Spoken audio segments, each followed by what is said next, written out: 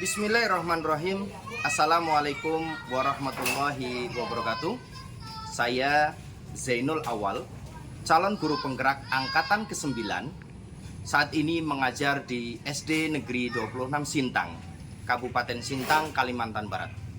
Pada kesempatan ini, saya akan menerapkan tentang diseminasi budaya positif di sekolah. Selamat menyaksikan.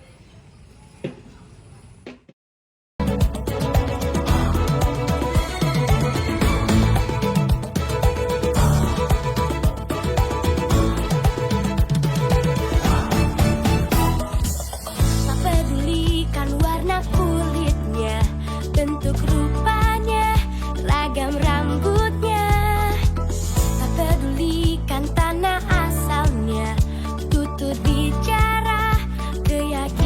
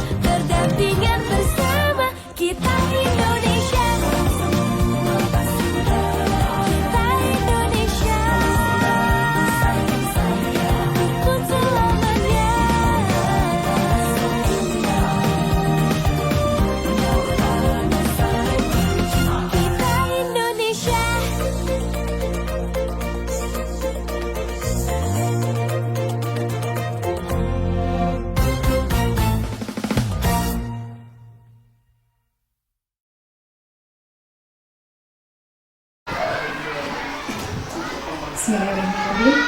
Assalamualaikum warahmatullahi wabarakatuh. Selamat pagi dan salam sejahtera buat kita semua. Yang terhormat Bapak Pengawas TKSD Kecamatan Sintang, Bapak Ibrahim SPD. Yang kami hormati narasumber kita Ibu Agusnani SPD, Kepala SMP N3 Tempuna. Yang saya hormati Bapak Zainul Anwar SPD, CGP Angkatan 9, selaku narasumber kita pada kegiatan kita hari ini. Kemudian yang saya hormati Ibu Kepala Sekolah SDN 4 Sintang, Ibu atau yang mewakili. Puji syukur marilah kita sama-sama pujikan pada Tuhan Yang Maha Esa, Allah Subhanahu wa Ta'ala. Kiranya pada pagi hari ini kita bisa berada di ruangan kelas SDN 4 Sintang ini dalam rangka acara kegiatan guru-guru kita, yaitu KKG, dalam keadaan sehat walafiat. Semoga dari mulai acaranya sampai selesai nanti kita bisa melaksanakan dalam keadaan yang baik dan lancar. Acara yang selanjutnya yaitu menyanyikan lagu Indonesia Raya. Hadirin dimohon berdiri. Hiduplah Indonesia Raya. Indonesia tanah airku, bandung darah. Di sanalah aku berdiri, jadi pandu hidupku. Indonesia kebangsaanku, bangsa dan tanah airku. Marilah kita bersatu, Indonesia bersatu. Hiduplah tanahku, hiduplah negeriku, bangsaku, rakyatku semuanya. Bangunlah jiwanya, bangunlah badannya untuk Indonesia Raya. Indonesia Raya, merdeka, merdeka, tanahku, negeriku yang ku cinta. Indonesia Raya, merdeka, merdeka, hiduplah Indonesia Raya. Indonesia Raya, merdeka, merdeka, tanahku, negeriku yang ku cinta. Indonesia Raya, merdeka, merdeka, hiduplah Indonesia Raya. Hadirin dimohon duduk kembali. Baik Bapak Ibu sekalian, Assalamualaikum warahmatullahi wabarakatuh. Marilah kita sejenak menundukkan kepala dan mengosongkan hati kita dari segala urusan dunia untuk kembali mengharap kasih dan sayangnya, bersimpuh di hadapannya untuk memanjatkan doa dan harapan kita. Untuk yang beragama Islam, jikalau saya untuk memimpinnya. A'udzubillahi minasyaitonirrajim. Bismillahirrahmanirrahim. Asyhadu an la ilaha illallah wa asyhadu anna Muhammadar Rasulullah. Ya Allah, ya Tuhan kami, segala puji untuk-Mu, pemelihara alam semesta. Segala puji dan karunia dan kenikmatan yang Engkau limpahkan kepada kami. Segala puji atas keagungan-Mu, segala puji atas kemuliaan-Mu dan kekuasaan-Mu. Ya Malikul ya Kudus, kami agungkan nama-Mu karena hanya Engkaulah Tuhan kami. Hanya kepadamu kami bersujud, hanya kepadamu kami bersyukur, dan hanya kepadamu lah kami memanjatkan doa. Ya Rabbana, hari ini kami berkumpul di sini dalam kegiatan kelompok kerja guru, berdiskusi, mengurai pikir untuk memberikan sumbangsih terbaik kami bangsa ini. Karenanya ya Allah, lancarkanlah acara kami, berkatilah dan penuhilah pertemuan ini dengan kebaikan dari awal hingga akhir kami. Bukakanlah pikiran kami, lenturkanlah lidah kami, Lembutkanlah hati kami dan berikanlah kepada kami ide-ide cemerlang untuk membangun kekuatan sumber daya manusia bangsa ini. Ya Allah yang maha mengetahui, yang maha gaib, bimbinglah kami dengan hidayah-Mu.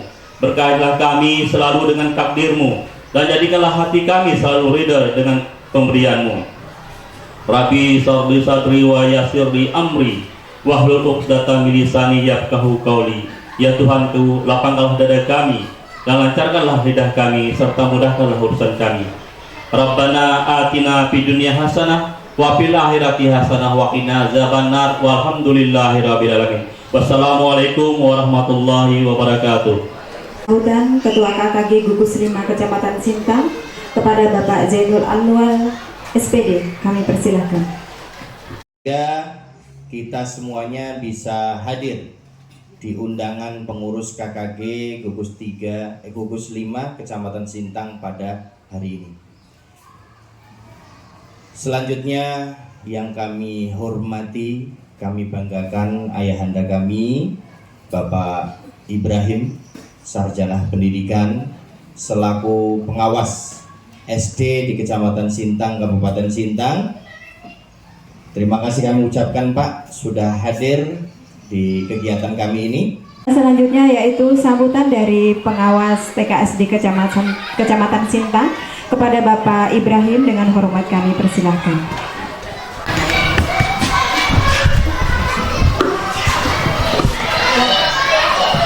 Bismillahirrahmanirrahim.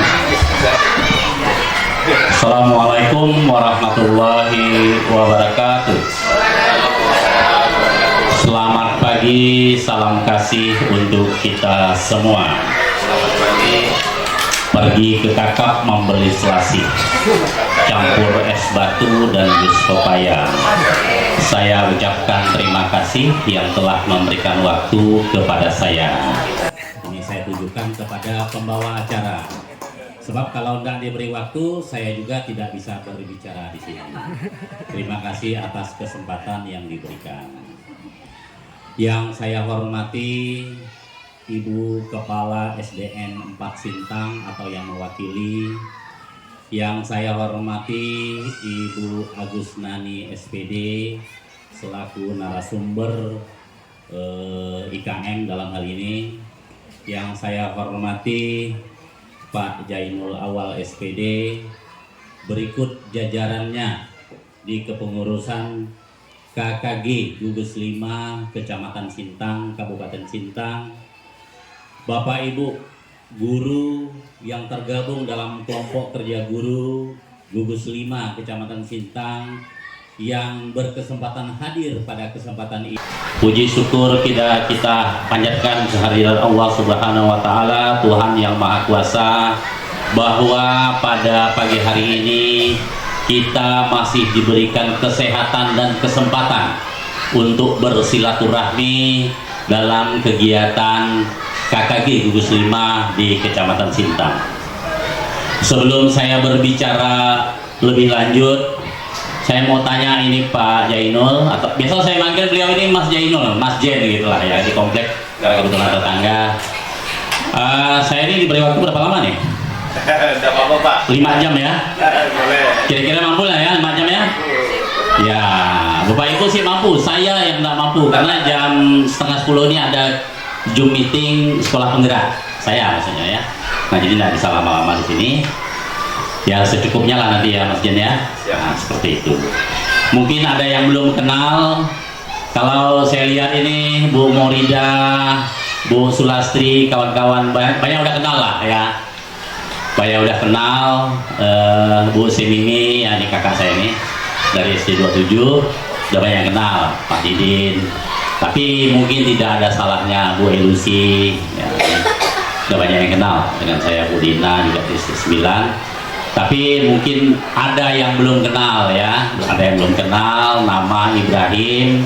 Dulu pernah ngajar di SD 26 Sintang. Nah pada waktu saya ngajar di SD 26 Sintang kurang lebih 16 tahun saya ngajar di sana. Di SD 26 Sintang samping SD 9. Saya juga waktu itu sekretaris KKG Gugus 5 ini, Mas Jen. Jadi KKG Gugus 5 ini rasanya tidak asing loh. Ketuanya waktu itu Pak Winarto. Pak Winoto sekarang udah pensiun, Pak Win ya. Saya sekretarisnya waktu itu, sama dengan Pak Didin lah, posisinya sebagai sekretaris di gugus 5 ini. Nah, jadi tugas sekarang pengawas SD khususnya, ditambah TK, karena TK itu tidak ada pengawasnya, di Kecamatan Sungai Tebelian. Itu aslinya pengawas Kecamatan Sungai Tebelian, tapi karena di Kecamatan Sintang ini kosong pengawas, sehingga diperbantukanlah kami 3 saat ini, Pak Usman Hadi, Pak Haidir, saya membantu di Kecamatan Sintang. Nah, sebenarnya kalau berbicara wilayah sekolah binaan, mungkin lebih tepatnya Pak Usman Hadi ya Mas Jan ya, di gugus 5 ini. Tapi karena saya diminta, mudah-mudahan tidak kena adat oleh Pak Usman Hadi, kira-kira seperti itu. Karena beliau udah sempat. Ya, karena mungkin beliau tidak sempat, kesibukan dan sebagainya. Tapi kami di Kecamatan Sungai Tebelian, Pak Haidir, saya, Pak Usman, ya saling bekerja sama lah ya, bekerja sama. Nah, jadi diangkat jadi pengawas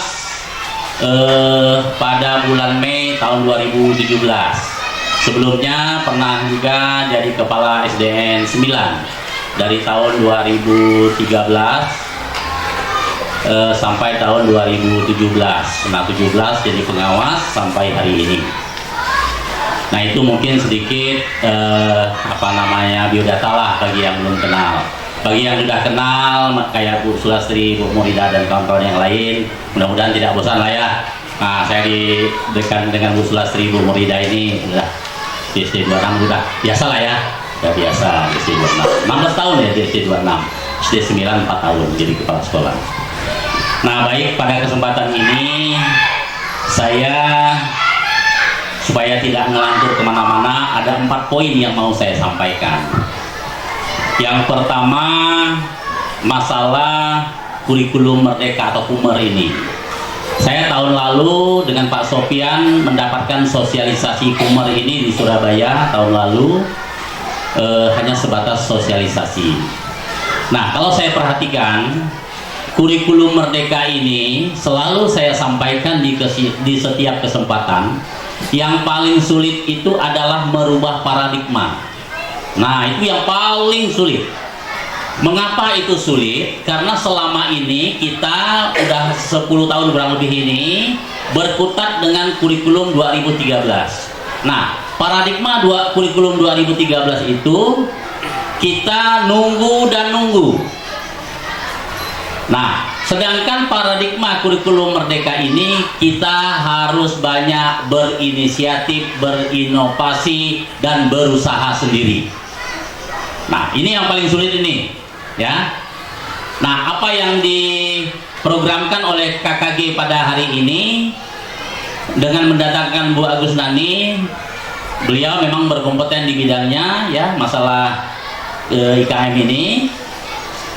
Mungkin hari ini beliau hanya menyampaikan secara garis besar ya Bu Agus Nani ya, karena kalau mau berbicara secara lebih detail itu mungkin harus dibagi dalam beberapa bagian dan harus waktunya itu tersendiri. Tapi nanti saya kasihkan tipnya ya, tipnya. Jadi yang paling sulit di kurikulum merdeka ini adalah merubah paradigma. Guru nunggu kapan ada pelatihan, kapan ada penataran, kapan ada panggilan untuk kurikulum merdeka. Padahal itu tidak ada lagi di kurikulum merdeka ini. Ya, makanya Mas Nadiem, Mas Menteri kita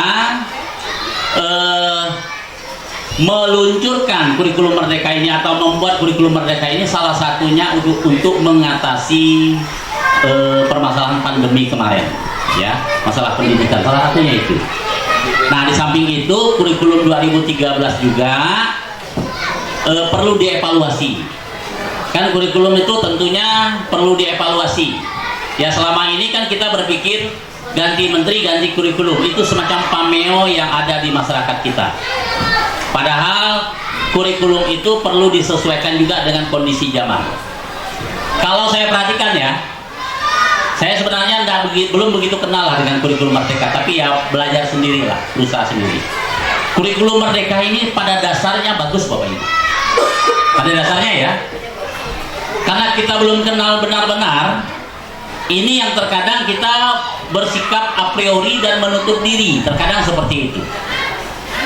Nah, mudah-mudahan ke depan ya kita tidak usah berpikir lah nanti tahun 2025 ganti kurikulum lagi ya. Pokoknya kita jalankan yang ada sekarang.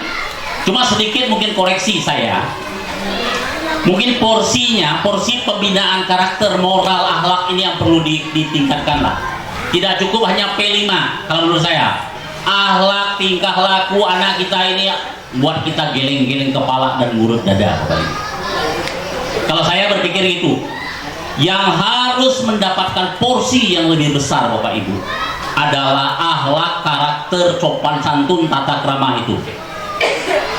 Sekarang ini untuk mendapatkan ilmu Bapak Ibu tinggal gampang sekarang ini untuk mendapatkan ilmu. Kuncinya hanya satu, mau tidak kita. Ya, mau tidak. Anak-anak kita juga begitu. Apalagi ke depan guru ini mendapat lawan saingan berat. Apa lawan kita yang akan datang? Apa Bu Elusi? Teknologi, tepatnya AI. Kalau bahasa Sintang itu AI. AI itu datuk kakek ya. AI. Apa itu AI? Artificial Intelligence. Itu lebih pintar daripada kita.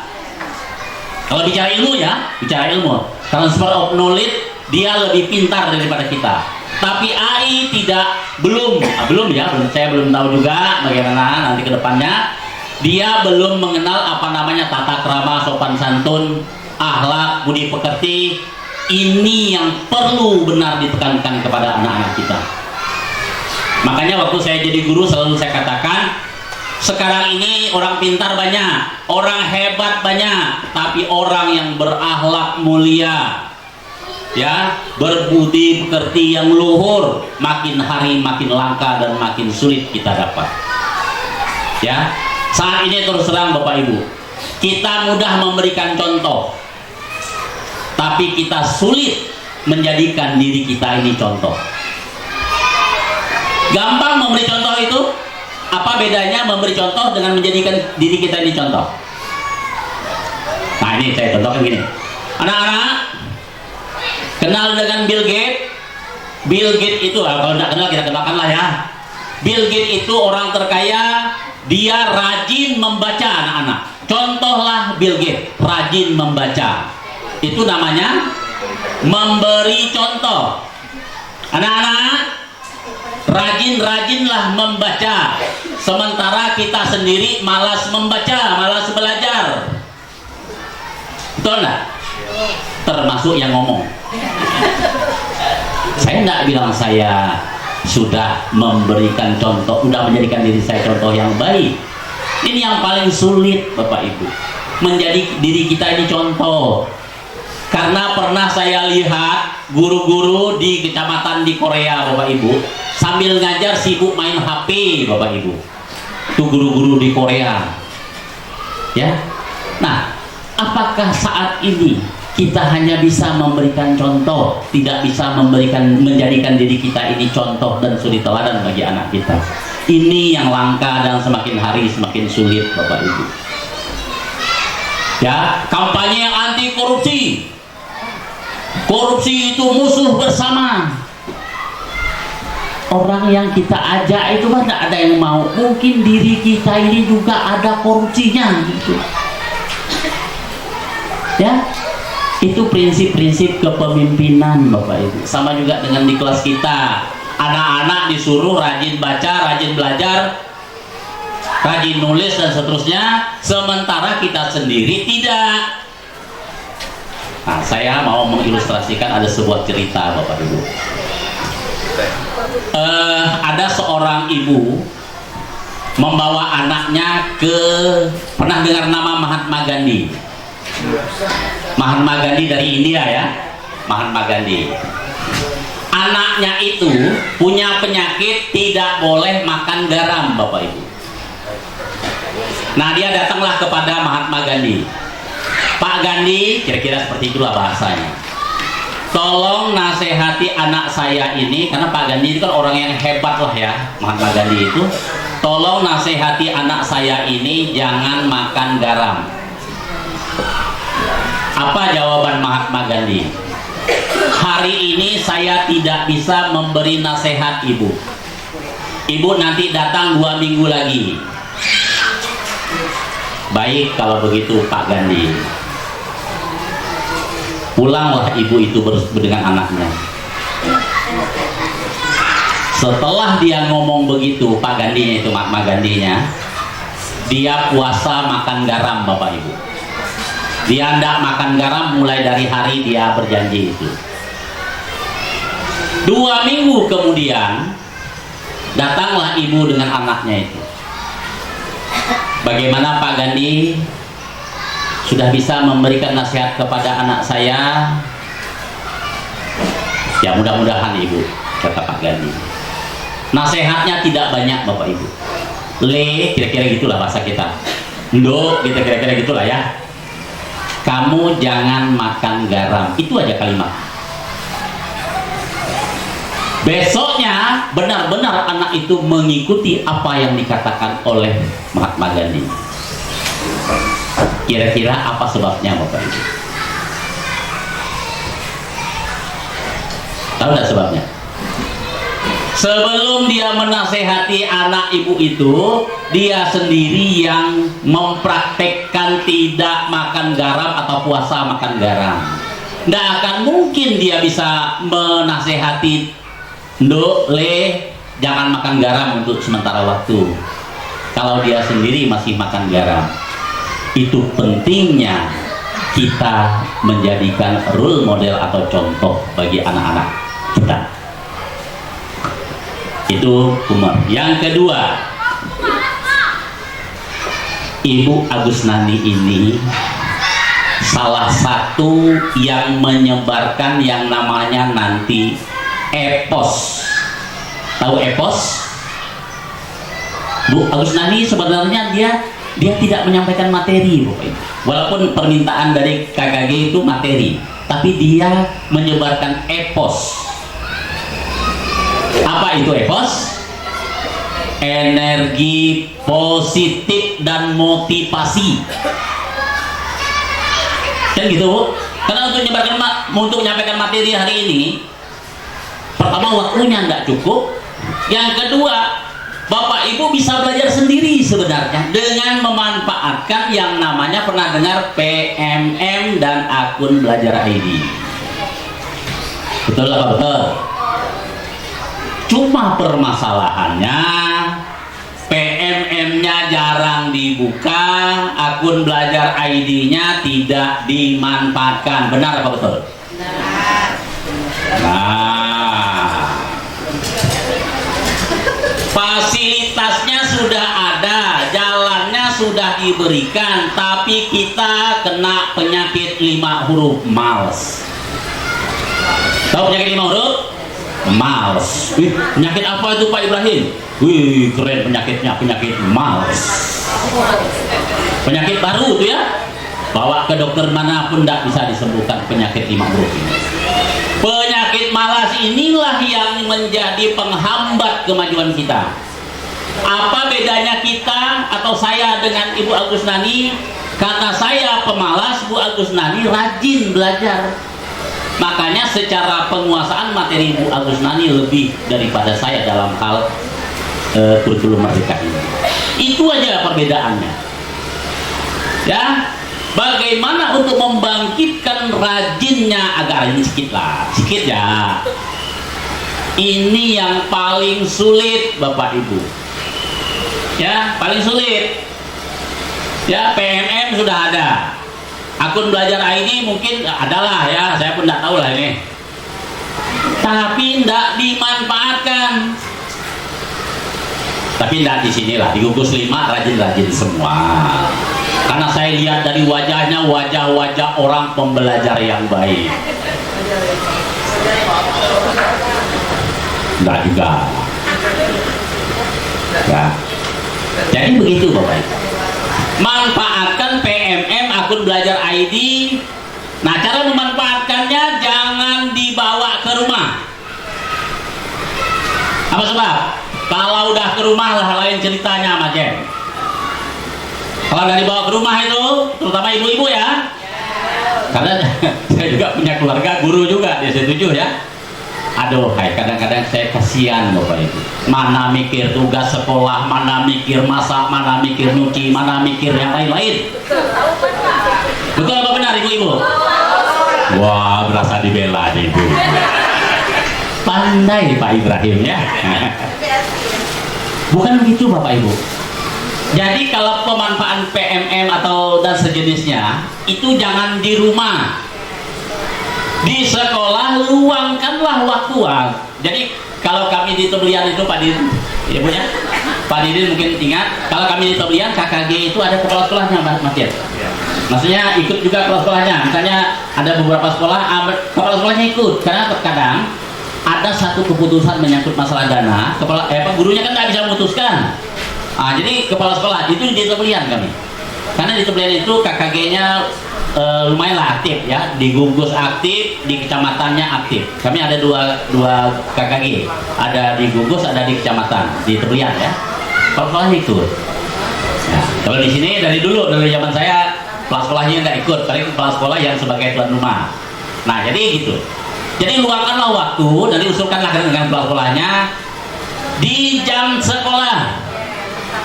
Sama-sama belajar.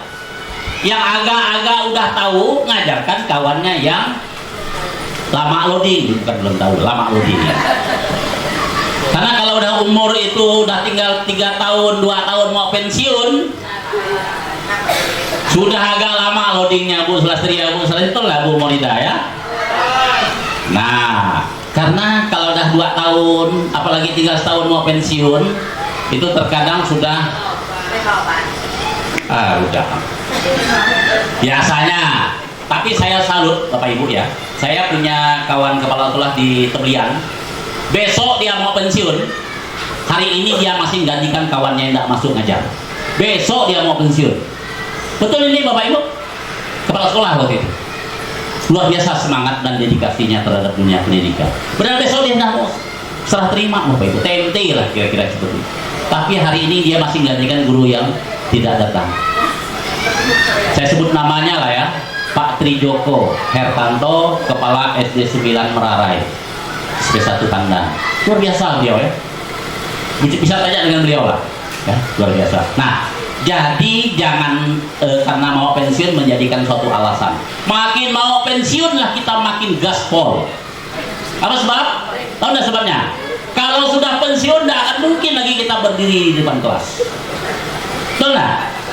Nggak mungkin kita tuh berdiri di depan kelas. Bu, ngajar lagi Bu. Udah pensiun nih? Nggak mungkin. Disuruh pun nggak mau. Jadi menjelang pensiun makin digaspol. Jangan malas-malas, maksud saya seperti itu. Ya? Nah itu pemanfaatan PMM. Yang ketiga, selain KKG gugus ini, itu tadi KKG intern. Tahu KKG intern? KKG dalam satu sekolah gitu maksudnya. Saya pernah studi banding tahun 2017 kalau tidak salah, 2017 atau 2016 di kota Sukabumi. Itu sekolah SD 2 Cipenengah, kota Sukabumi. Mereka KKG-nya KKG intern di satu sekolah itu. Jadi kawan yang udah agak bisa, itu membimbing kawan yang lain atau mendatangkan narasumber. Jangan hanya KKG yang seperti ini kan KKG gugus ini. Kebutuhan sekolah kan beda-beda. Misalnya SD 4 perlunya P5 misalnya, contoh aja nih. SD 26 perlunya mungkin masalah asesmennya mungkin ya. Nah, SD yang lain mungkin SD 27 perlunya KOSP misalnya. Kan beda-beda. Nah, itu perlu pembahasan secara intern ya. Nah, itu. Dan KKG ini jangan hanya selalu berbicara masalah IKM ya, bolehlah sekali-sekali kita diskusi masalah pembelajaran kan. Misalnya gini lah, ngajarkan matematika, itu paling sulit matematika biasanya. Pengalaman kan, bisa nggak diseling-seling seperti itu dalam program KKG-nya ya. Terus yang terakhir yang mau saya sampaikan ini, mudah-mudahan guru-guru di gugus 5 ini menjadi guru yang super teacher. Pernah dengar super teacher? Nah, barusan saya sebut kan? Nah, menjadi guru super teacher ada 3 ciri-cirinya. Yang pertama, memahami proses pembentukan nasib. Jaga perasaan anak kita. Ini sekarang sedang marak-maraknya membuli kawannya ini di sekolahnya. Mudah-mudahan di SD ini ya enggak lah ya, tapi perlu kita waspadai juga membuli kawan. Tahu membuli? Apa namanya membuli itu ya kalau bahasa kita itu? Nah, perundungan, apalagi bahasa sederhananya itu ya? Ngolok-ngolok lah, ngolok-ngolok merendahkan martabat manusia atau apalagi bahasa sederhananya ya. Nah ini, jadi hati-hati ini masalah membuli ini, perundungan ini ya, terhadap anak kita di sekolah masing-masing. Tata perasaan anak kita, jaga perasaannya. Jangan bilang anak kita itu bodoh, Bapak Ibu. Ya, katakanlah bahwa beri semangat kepada anak-anak kita, beri semangat, dorongan, motivasi. Ya. Yang kedua, menjadi guru yang expert. Tahu expert? Expert itu kira-kira apa ya? Expert itu ahli. Sekarang saya tanya, kalau disebut pesawat terbang, ahli pesawat terbang Indonesia yang muncul di apa nama tuh, YouTube atau di apa itu, siapa nama siapa yang muncul? Kalau dan nama B.J. Habibie. Kalau diketik Raja Dangdut Indonesia yang muncul nama siapa? Terlalu Rhoma Irama. Diketik lagi di apa, YouTube atau apa itu ya, di Google itu, Mbak Google, Raja Bisnis Online Indonesia, nama siapa yang muncul? Nadiem Makarim, Mas Menteri. Kalau diketik nama kita, apa yang muncul? Bingung anunya Mbah Google-nya, apa ya yang muncul, bingung dia, lama dia mikirnya apa nama ini ya, apa ahlinya. Nah, jadi kalau mau expert di bidangnya, mau ahli di bidangnya, kuncinya ada 2, terus belajar dan praktek. Kuncinya ada 2. Nggak mungkin orang lahir langsung lihai, langsung pandai, langsung hebat, nggak mungkin. Semuanya lewat proses ya, yang susah payah, lewat proses belajar dan praktek. Yang terakhir itu menjadi guru hebat. Apa yang bisa nanti contoh Bu Agus Nani ini salah satu guru hebat Bapak Ibu ya, adalah memperbanyak epos. Energi positif kita sebarkan ke siapa saja, terutama anak murid kita ya. Jangan bosan, jangan jemu berbuat baik dan menebar kebaikan, karena itu akan direkam. Manusia ternyata punya yang namanya black box. Tahu pesawat? Pernah dengar di pesawat ada black box? Warnanya oranye itu. Apa fungsi black box? Merekam seluruh percakapan, kejadian, semua yang dialami di pesawat itu. Ternyata Tuhan menciptakan manusia dilengkapi yang namanya black box. Kalau kita berbuat baik, balasannya akan baik. Itu artinya, kalau kita berbuat jahat, balasannya juga jahat. Dari mana taunya? Dari black box. Di mana letak black box? Di tulang ekor ternyata. Ya, Bapak Ibu. Ini ilmiah Bapak Ibu, bukan saya ngarang-ngarang. Diteliti orang. Ternyata manusia itu punya black box, punya rekaman. Bu Agus Nani menyampaikan materi ini direkam ini oleh black box-nya Bu Agus Nani. Black box itu tidak bisa bertukar Bapak Ibu. Nggak bisa salah dia merekamnya. Ya. Jadi sekali lagi, berikanlah yang terbaik kepada anak-anak kita. bahwa mengajar anak kita itu bukan hanya gugur kewajiban, tapi salah satu ibadah yang mungkin akan mengantarkan kita ke dalam surga, Bapak Ibu. Ilmu yang bermanfaat. Anak tidak bisa balas kita, balas jasa guru itu tidak akan bisa. Saya berdiri dan bicara di sini juga atas jasa guru saya yang sudah banyak tidak ada. Semoga amal baik beliau menjadikan saya seperti ini mendapat ganjaran pahala dari Yang Maha Kuasa. Kan 3 yang menentukan ya kalau manusia itu mati. Pertama, apa Mas Jan nih yang bisa hadis itu, apabila mati anak Adam terputuslah amalnya kecuali 3 perkara. Amal jariah, sedekah jariah, amal jariah ya, anak soleh yang mendoakannya, dan ilmu yang bermanfaat dan dimanfaatkan bagi kemanusiaan. Nah itu kita salah satunya itu menyebarkan energi positif. Nah inilah mungkin yang bisa saya sampaikan ya. Mohon maaf kalau ada hal-hal yang kurang berkenan. Saya tidak menyampaikan materi. Bapak Ibu yang kami hormati, acara selanjutnya yaitu acara mungkin inti dari kegiatan kita hari ini, yaitu penyampaian materi tentang diseminasi budaya positif di sekolah yang akan disampaikan oleh Bapak Zainul Awal SPD. Kepada Bapak Zainul dengan hormat kami persilakan. CGP ya, kebetulan pas benar, pas Ibu Agusnani juga lagi ada waktu. Beliau sebagai pengajar praktek ya. Sebenarnya saya ini Bapak Ibu memberanikan diri ya, seperti nantang Bu Agusnani. Seharusnya malah diem-diem kegiatan ini, karena Bu Agusnani akan menilai saya ya. Jadi kerjasamanya Bapak Ibu, kalau ditanya paham gitu ya. Jadi Bapak Ibu, kebetulan saya ini masih calon guru penggerak di angkatan 9. Mulai kegiatan itu sudah pertengahan Agustus ya, dari pertengahan Agustus full Bapak Ibu, luar biasa padatnya ya.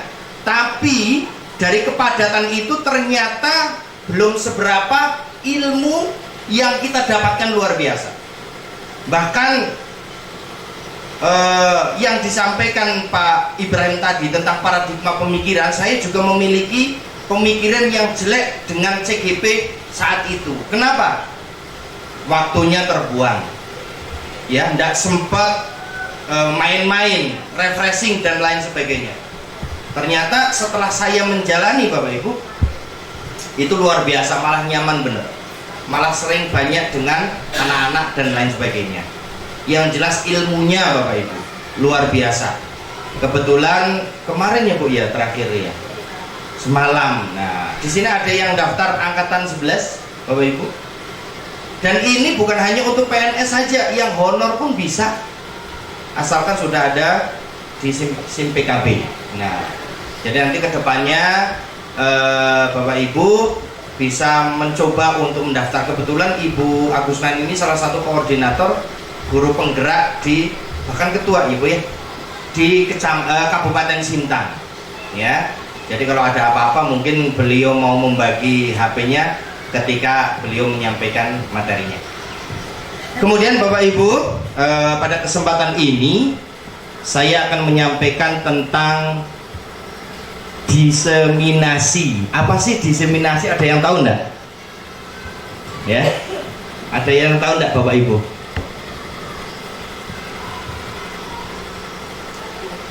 Loading ya.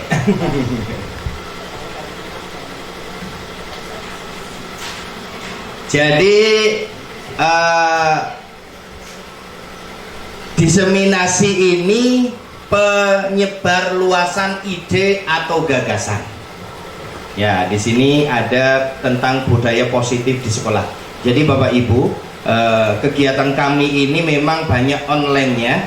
Di sini mungkin kalau Bapak Ibu tahu, ini sudah modul 1.4 ya.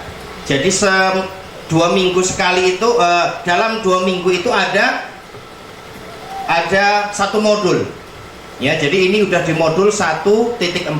Jadi yang pertama itu ada tentang filosofi Ki Hajar Dewantara, kemudian ada peran dan nilai guru penggerak, visi, misi guru penggerak, dan yang keempat ini adalah tentang budaya positif. Dan ini salah satu tugas guru penggerak, harus bisa berkolaborasi, memberikan praktik baik kepada rekan-rekan minimal di sekolah, minimal kepada rekan-rekan guru di sekolah. Lebih luas lagi, lebih baik mungkin kalau pengalaman Bu Agus Nani sudah melalang buana, ya, walaupun beliau sebagai guru penggerak, sebagai pengajar praktik, tetapi beliau sebagai narasumber, ya, yang biasa mungkin diminta kegiatan KKG ataupun tugas dari dinas. Ini salah satu praktek baik, ya, yang disampaikan ke kita semuanya. Ya, mudah-mudahan pada kesempatan ini saya bisa memberi penguatan kepada Bapak Ibu tentang budaya positif, ya.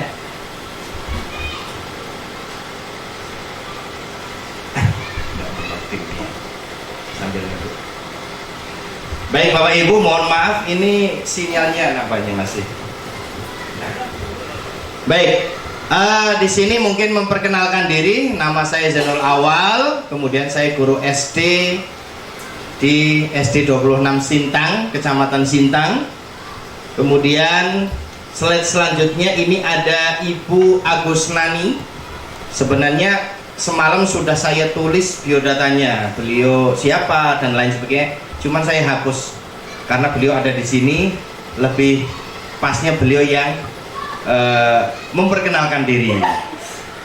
Kemudian selanjutnya ada Ibu Fatmawati di sini, ya. Mohon maaf lagi ini tidak langsung muncul fotonya. Beliau ini sebagai, ini dia, fasilitator kami. Jadi Bapak Ibu, yang pertama ini ada guru penggerak.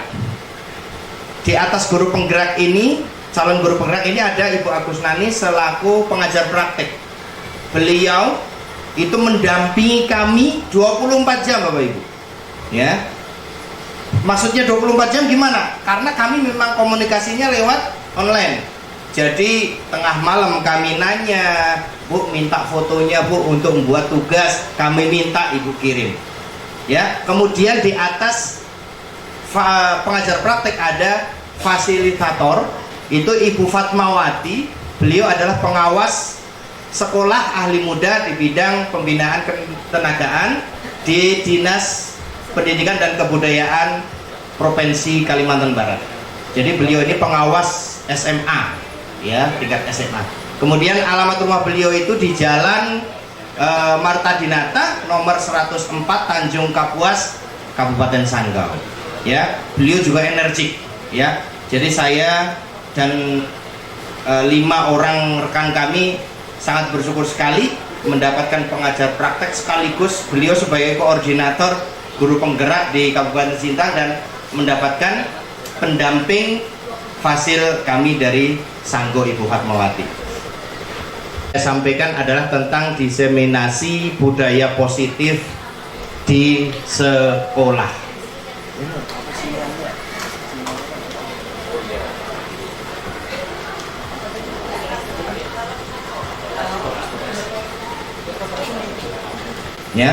Ya, pokoknya kita, ayo ndak usah takut, anak-anak, Pak Guru ndak akan memberi hukuman. Ketika kalian jujur, karakter diberikan siswa kepada kita, walaupun mereka pernah merokok, Bapak Ibu, walaupun mereka pernah nyuri, hati kita ini gimana gitu loh. Wih, ngaku nih anak nih, ya, itu udah saya coba Bapak Ibu. Kemudian restitusi ini juga salah satu solusi, Bapak Ibu. Kemudian ternyata hukuman ini salah satu perbuatan identitas yang gagal kalau kita lakukan kepada anak-anak kita. Kemudian identitas yang baik atau sukses ini bisa dalam bentuk konsekuensi ataupun restitusi yang telah saya jabarkan tadi. Selanjutnya, nah yang keempat adalah keyakinan kelas. Mengapa tidak peraturan saja? Mengapa harus keyakinan menurut pertanyaan yang ada? Ya. Kemudian, mengapa kita memiliki peraturan harus menggunakan helm? Ini contoh Bapak Ibu. Nah, ini. Mengapa kita harus memiliki peraturan? Mengapa kita memiliki peraturan harus menggunakan helm bila mengendarai kendaraan roda 2? Ada yang tahu jawabannya? Ini peraturannya. Keyakinannya kira-kira apa Bapak Ibu? Kenapa kita harus pakai helm? Keselamatan. Terus biar tidak ditilang ya Bu. Bener enggak? Ini masih ada ya sekarang ya. Wih, ada rahasia enggak di situ? Aku enggak bawa helm kok. Ah, gitu. Pernah enggak kita ngomong, gimana jalanan licin enggak? Aku enggak bawa helm, takut nih. Pernah enggak seperti itu? Belum terlintas ya Bapak Ibu ya. Pokoknya pede. Oke, nanti apa jawabannya ada di slide berikutnya. Mengapa ada peraturan dilarang merokok di sekolah atau di tempat umum lainnya, di rumah sakit? Ngapa Bapak Ibu? Kalau di rumah sakit yang saya takutkan itu denda 50 juta. Ya kan? Ada tulisan besar tuh. Kalau menurut Ibu kenapa Bu? Membahayakan orang lain. Apalagi yang belakang kira-kira di kedua nih, mengapa ada peraturan dilarang merokok? Yang lebih simpel lagi kira-kira, yang tadi atas keselamatan, yang bawahnya tentang kesehatan. Nah, kita lihat betul atau tidak. Nah, nilai-nilai keselamatan atau kesehatan itulah yang disebut keyakinan. Kita yakinkan kepada anak-anak kita. Ya, bukan hanya wah nanti ada rahasia, nah gitu. Terus gunanya SIM apa Bapak Ibu? Gunanya STNK apa Bapak Ibu? Keselamatan juga. Barangkali STNK ini barang curian dan lain sebagainya. Berarti keamanan juga. Kalau SIM Bapak Ibu, ya termasuk SIM juga keselamatan Bapak Ibu. Ketika kita tidak bawa SIM, pergi ke Pontianak, was-was enggak perasaan kita? Was-was. Ya. Nah itu maksudnya kita jangan ngikutin aturan dulu, tetapi keyakinan kita, oh ternyata kita pakai helm biar selamat. Selamat untuk siapa? Untuk diri kita dan orang lain pastinya. Kemudian di sini tadi agar tidak merugikan orang lain, kesehatan. Merokok, ya, merokok yang aktif itu berbahaya. Lebih lagi perokok yang pasif. Yang pasif itu siapa Bu? Yang tidak merokok. Ya berarti dolim. Ini contohnya. Nah, keyakinan itu adalah suatu nilai kebajikan atau prinsip-prinsip universal yang disepakati bersama secara universal, lepas dari latar belakang suku, negara, bahasa maupun agama. Ya, mentang-mentang kita polisinya sama-sama dari Batak, wah nggak pakai helm gitu loh maksudnya. Mentang-mentang polisinya paman kita, nggak usah pakai helm, tapi kita kembalikan kepada keselamatan yang dimaksud, gitu ya.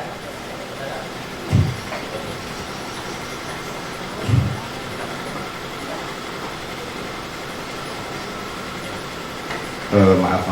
Ini ada gambar yang saya. Nah, kalau di kelas Bapak Ibu, aduh masih loading nih. Ini ada dua gambar. Kalau di kelas kita membuat keyakinannya seperti itu Bu. Kita sepakati di dalam kelas. Nah, ayo kita membuat. Ini yang saya contohkan menggunakan post-it. Post-it. Ya, itu loh kertas kecil post-it Bu Agus ya. Menggunakan post-it nih. Senang anak-anak. Harganya kalau nggak salah 12.000 kok. Itu isinya tebel banyak banget. Apa itu Pak? Padahal di kota nih 26. Ya karena saya juga ngikutin CGP baru tahu namanya post-it, kertas kecil yang bisa ditempel. Pak saya yang pink, ya perempuan pasti pink. Pak saya yang hijau, iya. Saya yang biru, iya. Baru dikasih permen post-it itu sudah senangnya minta ampun anak-anak. Ya. Suruh ngisi nih, ayo kita mau ngapa nih, keyakinan kelas nih, nggak boleh makan di kelas contohnya, kemudian nggak boleh terlambat contohnya dan lain sebagainya. Nah ini hasilnya Bapak Ibu, nampak enggak ya di laptopnya agak buram. Loading juga ya, nanti flashback Bapak Ibu ya, nampaknya kalau fotonya agak lama karena ini saya buat nih online Bu, pakai Canva.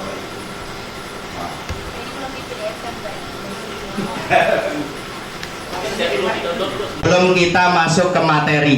Ya, di sini ada pertanyaan, Bapak Ibu. Ada pertanyaan pemantik. Setuju atau tidak setuju jawabannya? Yang belakang ibu-ibu bisa dibaca, Bapak Ibu? Bisa ya? Oke. Nah, yang pertama di sini, hukuman dapat mendisiplinkan anak. Setuju atau tidak, Bapak Ibu? Tidak setuju. Wah, nampaknya ini emang udah belajar CGP semua, Bu Agus. Yang kedua, pemberian hukuman dengan hal positif seperti membaca atau membersihkan halaman sekolah dapat meningkatkan disiplin anak. Setuju atau tidak? Hah? Setuju ya? Setuju ya? Ada yang setuju? Saya ulangi, kemarin kami pun seperti ini, Bu. Ada yang setuju, ada yang tidak. Jadi ini yang saya dapatkan, yang saya dikasih penanya dari instruktur kami. Pemberian hukuman dengan hal positif seperti membaca atau membersihkan halaman sekolah dapat meningkatkan disiplin anak. Ada yang setuju? Ada? Yang tidak setuju ada? Ada, tidak apa-apa. Kita nanti bahas. Yang ketiga, memberikan penghargaan dapat meningkatkan motivasi belajar anak. Nah, setuju. Ada yang tidak setuju. Kira-kira apa jawaban yang tepat? Yang pertama, Bapak Ibu, hukuman dapat mendisiplinkan anak. Ya, mungkin kalau zaman dahulu, ya, zaman dahulu mungkin seperti itu. Dan sekarang setelah kita di kurikulum Merdeka semuanya dijelaskan, tidak ada lagi hukuman. Yang nomor 2 ini hukuman atau bukan? Nah, kalau kalimatnya masih ada hukuman, maka ini kurang tepat dan kurang relevan kita terapkan pada saat ini. Ya, tetapi kalau kalimatnya kebijakan atau mungkin kebijakan ataupun udah membuat keyakinan kelas, nanti ada yang dibahas, kesepakatan, nah itu dibolehkan. Kemudian memberi penghargaan dapat meningkatkan motivasi belajar anak. Gimana kira-kira? Kurang setuju. Oh, setuju ya. Nah, di sini Bapak Ibu, ini akan membuat anak itu tidak mendapatkan motivasi internal. Nanti akan kita bahas ya. Baik.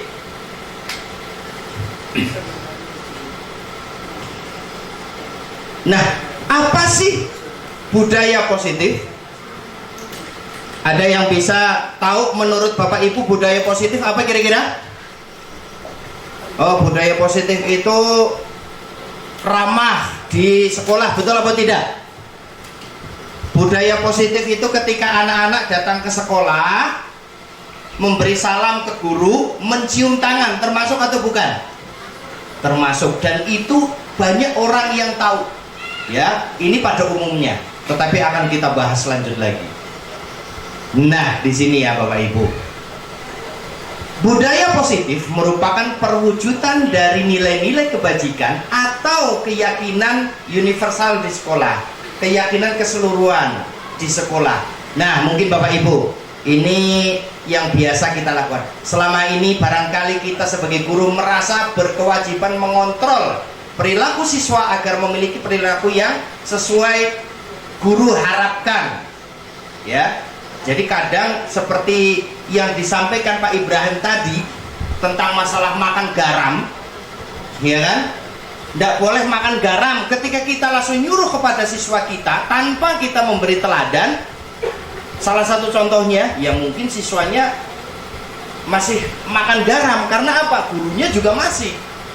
Ya, ketika kita, ngapa kamu telat nak? Katanya, ngapa kamu tidak disiplin? Ternyata gurunya juga, kadang Pak Zen pun telat juga, kadang Bu Guru pun masih telat, mungkin seperti itu. Ya, makanya kita di sini. Nah, ini ada contoh. Guru sering memberikan hukuman kepada siswa yang melakukan pelanggaran. Ya, ini paradigma dulu nih sebenarnya. Kemudian guru memberikan penghargaan terhadap perbuatan baik yang dilakukan siswa.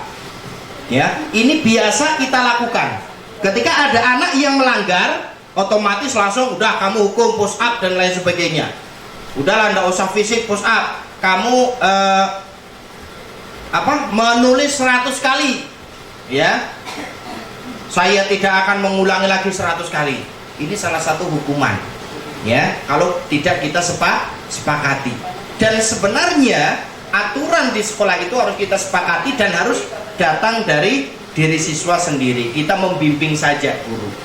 Atau mungkin kita, maksud kita itu untuk memotivasi, bagus juga. Penghargaan, apresiasi, ya.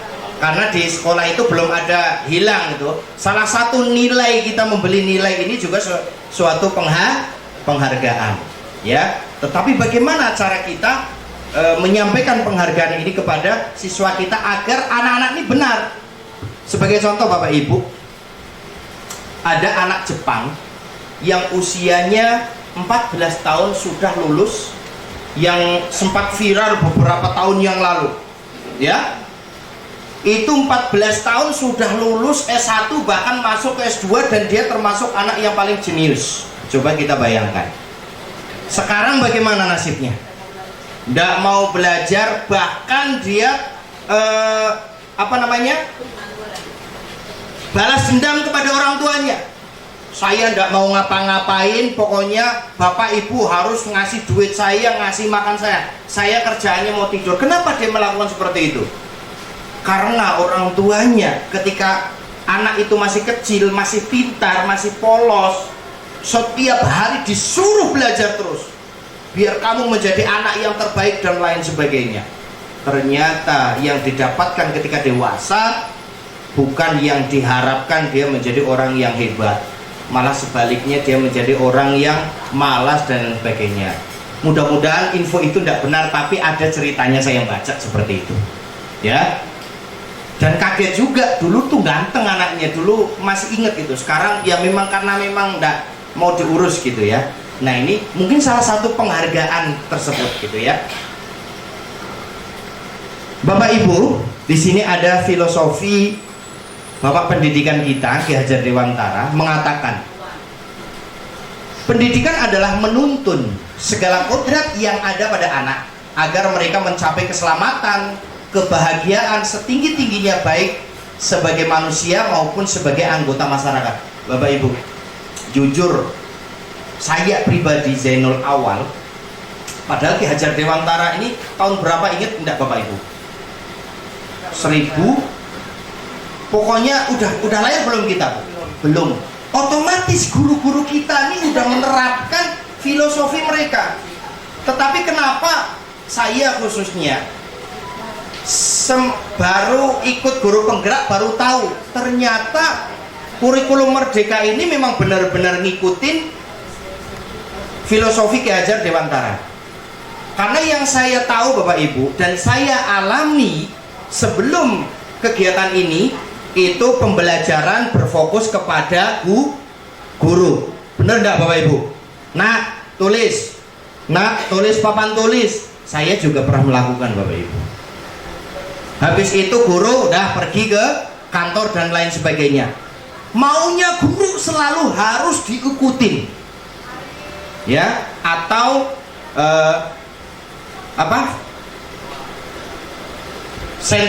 teacher center, ya. Tetapi ternyata Ki Hajar Dewantara itu sudah menerapkan, ya, kita harus menuntun melalui kodratnya. Kodrat apa Bapak Ibu?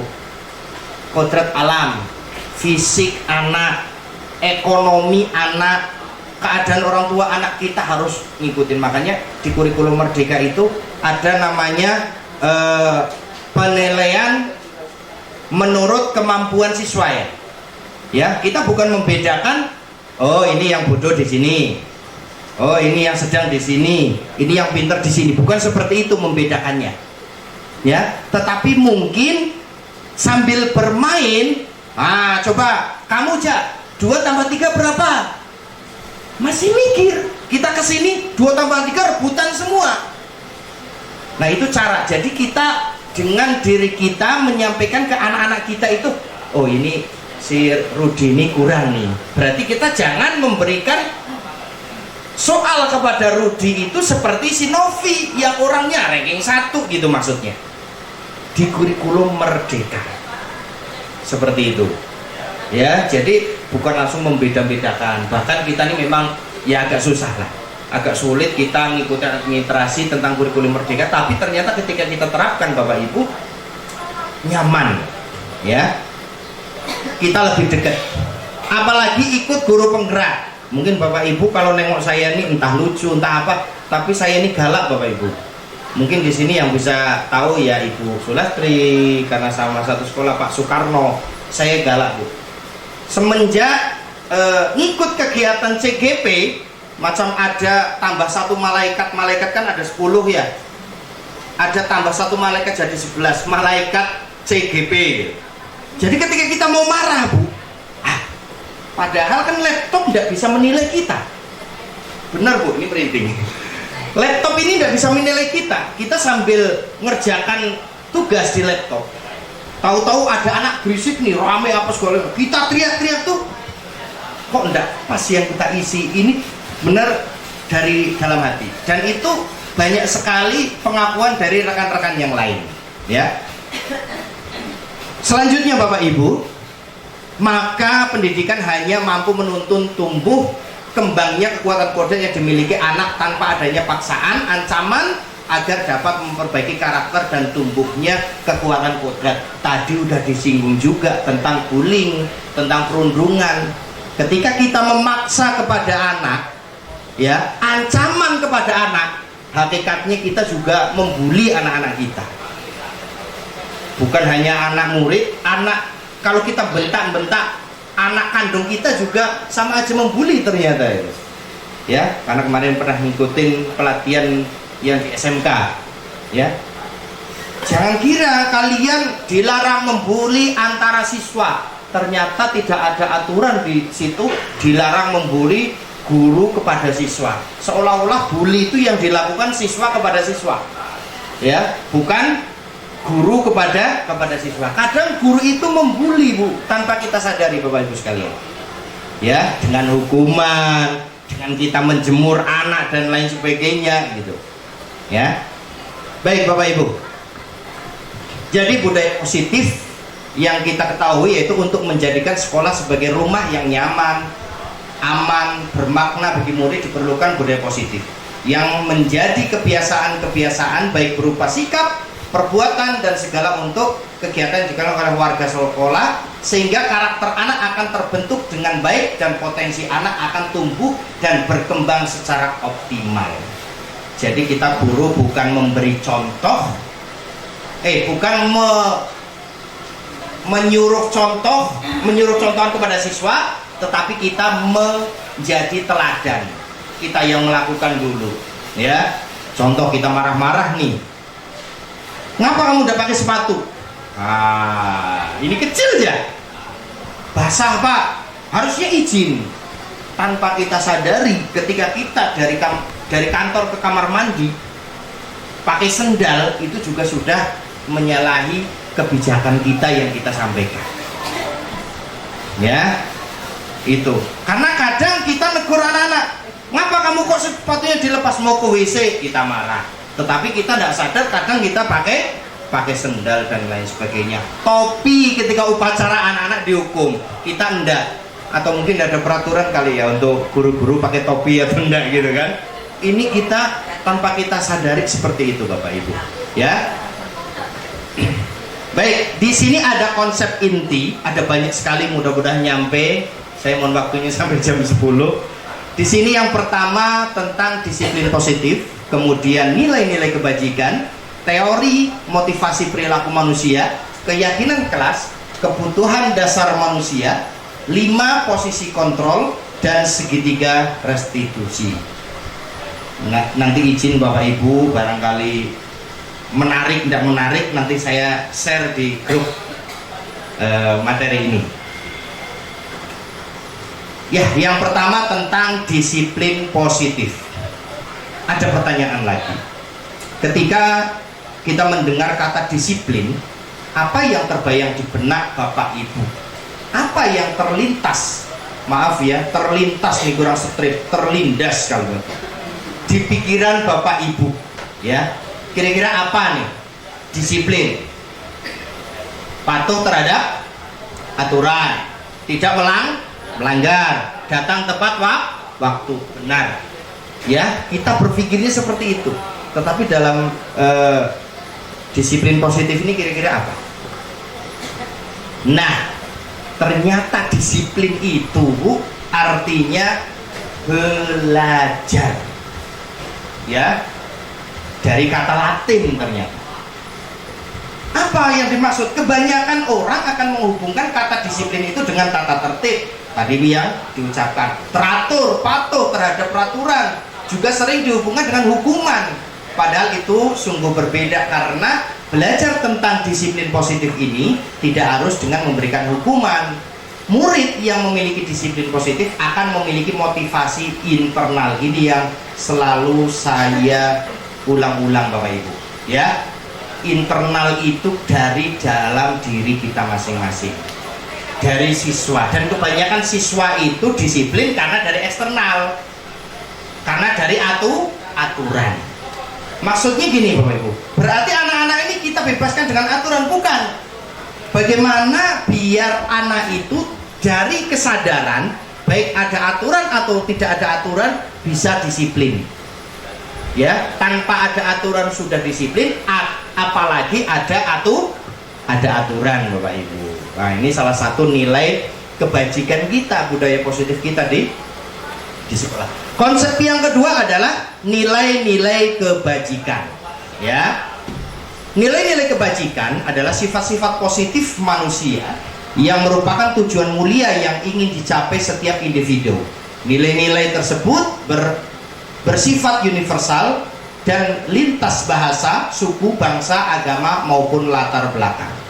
Alhamdulillah Bu, saya orang Jawa. 2007 datang ke Sintang. Ya, Sintang ini sangat majmuk Bapak Ibu. Ya, mungkin kalau di Jawa kadang ada sedikit gesekan antara mungkin suku nggak terlalu, mungkin lintas golongan dan lain sebagainya. Zaman dahulu mungkin masih ada. Ketika saya datang ke Sintang, taunya apa Bu? Wih, bahaya nih, tempat tugasnya di Menukung. Apa yang makan orang tuh apa namanya Bu? Kayau. Nah seperti itu. Ini pikiran saya Bu. Ketika saya udah tugas di daerah sana, boro-boro mau dimakan mereka gitu kan, semua dikeluarkan makanan. Ya, mungkin dulu dikiranya saya masih muda, masih bujang. Ada cewek, wih, ada guru baru datang ke sini. Satu dusun Bu ngumpul di rumah Pak Dusun semua. Ya, di situ ada kopi, teh, mohon maaf ada tuak, tapi alhamdulillahnya Pak, Bapak Muslim kan kalau ini tuak katanya tidak boleh kasih tahu mereka. Makan semua di situ. Ya, ada anjing yang udah duduk di tempat situ, langsung dipel dulu, mungkin tahu ya, karena ketika kita duduk di situ kan najis, orang di situ tahu. Jadi pemikiran saya yang orang Dayak ABC bla bla bla bla, termasuk ibu saya itu nangis terus ketika saya mau pergi Kalimantan. Semuanya terbalik Bapak Ibu, majmuknya luar biasa. Ya, jadi rindu gitu kalau acara-acara di kampung sana. Nah, ini salah satunya nilai-nilai kebajikan dan kita terapkan di sekolah kita Bapak Ibu. SD 26 Sintang itu termasuk juga luar biasa. Kemudian tadi saya perhatikan di SD 4 juga mereka kompak, ada yang pakai adat ini, adat itu, semuanya. Ini salah satu nilai kebajikan di sekolah. Penerapannya bagaimana? Ya, Pak, saya tidak punya baju adat Padang, boleh tidak pakai baju adat Jawa? Boleh tidak Bapak Ibu? Boleh aja. Itu tanpa disadari itu udah sesuai daripada pendidikan kita, ya. Kemudian di sini ada setiap perilaku perbuatan memiliki suatu tujuan menurut Dr. William Glasser. Kemudian dengan mengaitkan nilai-nilai kebajikan yang diyakini seseorang, maka motivasi intrinsiknya akan terbangun. Ya, dari jiwa siswa tersebut akan terbangun. Kita guru ini menuntun, ya. Kita kan sudah punya semboyan, ya. Trilogi Ki Hajar Dewantara, ada yang tahu Bapak Ibu? Ing ngarsa sung tulodo, ing madya mangun karsa tutpuri handayani. Nah, saya dulu hafalnya cuma yang belakang aja, karena ada tulisan di lambang tutpuri handayani gitu. Di situ ternyata gitu loh. Dan filosofi trilogi ini itu sudah jauh-jauh tahun sebelumnya, sebelum kemerdekaan. Bahkan ini Ki Hajar Dewantara ini benar-benar berjuang gitu.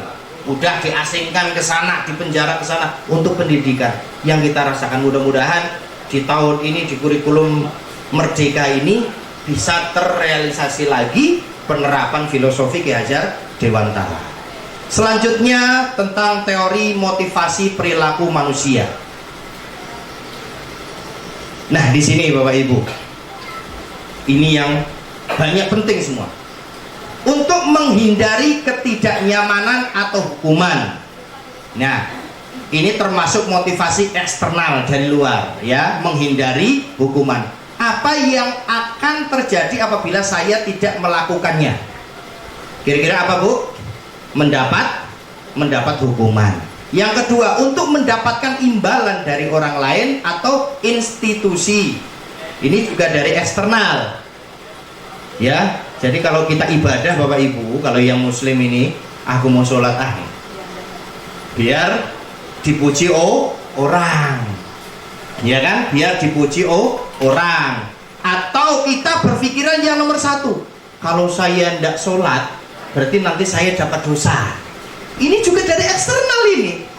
Yang benar adalah yang ketiga Bapak Ibu, untuk menghargai diri sendiri. Kira-kira kalau yang muslim sholat ini kebutuhan atau perintah? Sudahlah, makan itu kebutuhan atau perintah? Kebutuhan, seperti makan halnya. Ibadah di gereja, ibadah di masjid. Nah, seperti halnya anak-anak kita, kita dorong mereka menuju kepada untuk menghargai diri sendiri. Kalau yang tadi di sini apa, kalau kita tidak lakukan, di sini saya akan menjadi orang yang seperti apa bila saya melakukannya. Saya akan menjadi orang yang seperti apa kalau saya tidak belajar giat. Anak-anak seperti itu kita arahkannya. Saya akan menjadi apa kalau saya ini sukanya nakal. Ya, bagaimana kita caranya? Kita bercerita Bapak Ibu. Kemarin saya banyak cerita tentang kenakalan saya zaman dulu ke anak-anak. Ya, tidak masalah. Ya, ala kadarnya lah. Jangan semua kejelekan kita ketika kecil kita sampaikan. Oh, saya dulu pernah di penjara loh. Janganlah kalau yang itu. Ya, kenakalan maksudnya apa? Bolos, nyontek, gitu loh. Kalau yang kriminal, kalau kita pernah ya jangan. Yang bolos, nyontek, kita sampaikan ke anak. Oh, ternyata Bapak juga pernah nakal ya. Kita sampaikan. Nah, Bapak sekarang nyesel. Yang kasihan orang tua. Kalau kita singgung terus anak tentang ibu, diem semua. Ya, kita yang nyampaikan aja kalau udah inget ibu, merinding gitu ya. Ini tentang teori motivasi kebutuhan manusia. Dikuatkan lagi oleh Bapak kita Ki Hajar Dewantara, yaitu merdeka itu artinya tidak hanya terlepas dari perintah, akan tetapi juga cakap memerintah diri sendiri. Ya kan? Gimana Bapak Ibu kalau kita nyuruh anak saya, anaknya 5 Bapak Ibu, masih kecil-kecil gitu kan, ya mungkin belum kejengkelan kita belum gimana-gimana karena mungkin masih kecil-kecil, lucu gitu. Ayo cepat, udah jam 5:30 ini, udah jam 6, cepat mandi nanti terlambat. Anak itu kan kita perintah. Maunya kita, anak itu tanpa diperintah kita gitu. Ya, tanpa diperintah kita, bagaimana caranya kita bisa membujuk anak-anak kita. pasti kita akan senang anak menjadi mandiri dan lain sebagainya. Ya, nah bagaimana kita menerapkan seperti ini di sekolah, di kelas kita? Nah, ini ada pertanyaan Bapak Ibu. Nanti jawabannya apakah ini termasuk hukuman atau konsekuensi. Baik, mencatat 100 kali di dalam buku kalimat, saya tidak akan terlambat lagi karena terlambat ke sekolah. Kira-kira hukuman atau konsekuensi? Konsekuensi ya. Ada yang hukuman? Ini yang memerintahkan guru. Anak-anak suruh mencatat nih. Ayo, karena kamu terlambat 100 kali mencatat. Oke, tapi ada yang konsekuensi ya. Nanti kita cek Bapak Ibu. Lari mengelilingi lapangan basket 2 kali karena terlambat hadir di sekolah. Hukuman. Sepakat? Sepakat. Murid diminta untuk push up 15 kali tidak menggunakan masker karena tidak menggunakan masker ke sekolah. Hukuman. Nah, ini berarti pertanyaan pemantik ketika COVID. Menggantikan kertas tugas teman yang telah dicoret-coret. Konsekuensi. Membersihkan tumpahan air di meja tulis karena tersenggol pada saat belajar. Konsekuensi. Murid disuruh untuk tidak mengenakan sepatu seharian di sekolah karena tidak mengenakan sepatu hitam. Hukuman. Lari mengelilingi lapangan basket 2 kali karena terlambat 10 menit untuk pelajaran PJOK. Konsekuensi. Ada yang hukuman, kita cek. Oke, yang tadi pertama hukuman Bu. Karena ini termasuk perintah ini ya. Kemudian lari, kamu lari, nah, hukuman. Murid suruh push up, hukuman. Mengganti kertas karena dia melakukan, nah kira-kira apa yang mau kamu ini kan? Mengganti kertas bukan termasuk hukuman. Kemudian di sini juga konsekuensi. Selanjutnya hukuman, bawahnya konsekuensi ya, karena mungkin 10 menit. Nah gitu. Baik, oke, kita lanjut. Nah kemudian ada nih restitusi Bapak Ibu. Apa sih restitusi?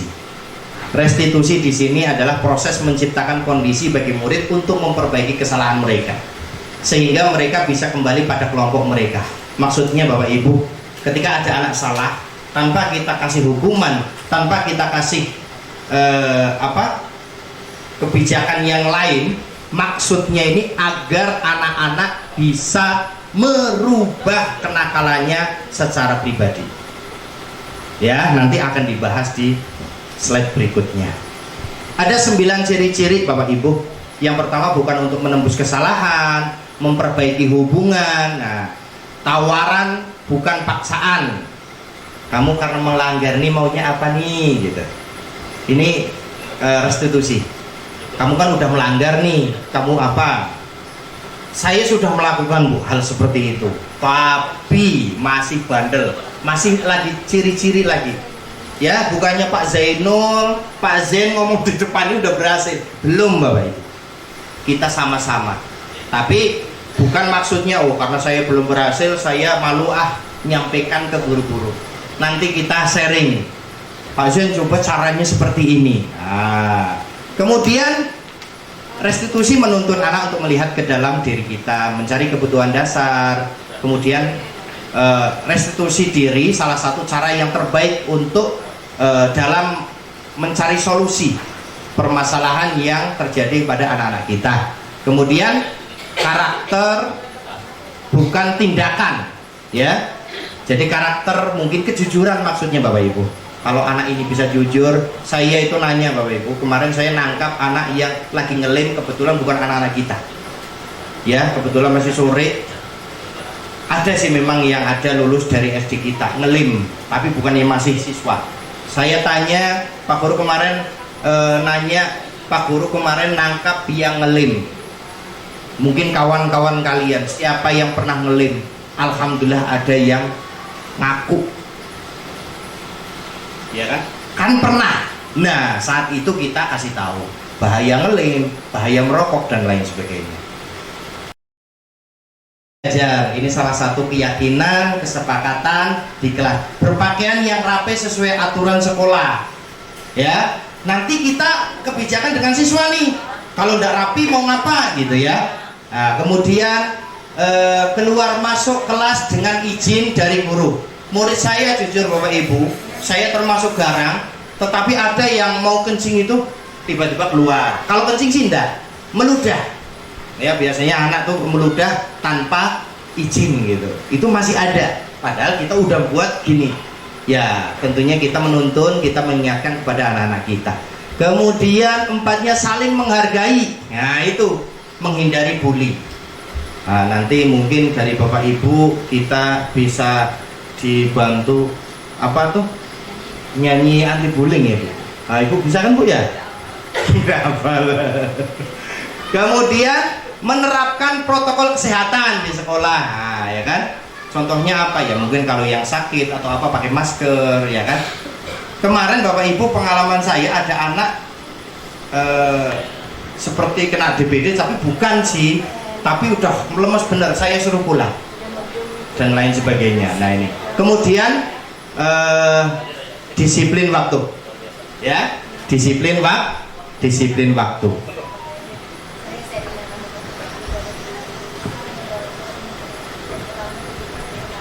ya, disiplin waktu. Ini kesepakatan Bapak Ibu bisa menambahkan kok.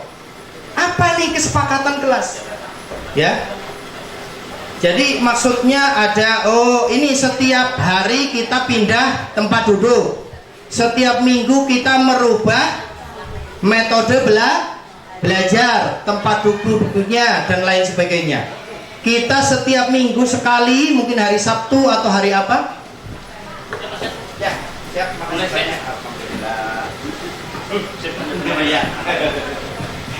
Baik Bapak Ibu, ya. Ini contoh aja, contoh yang kami buat seperti ini, ya kan? Contoh yang kami buat, ya.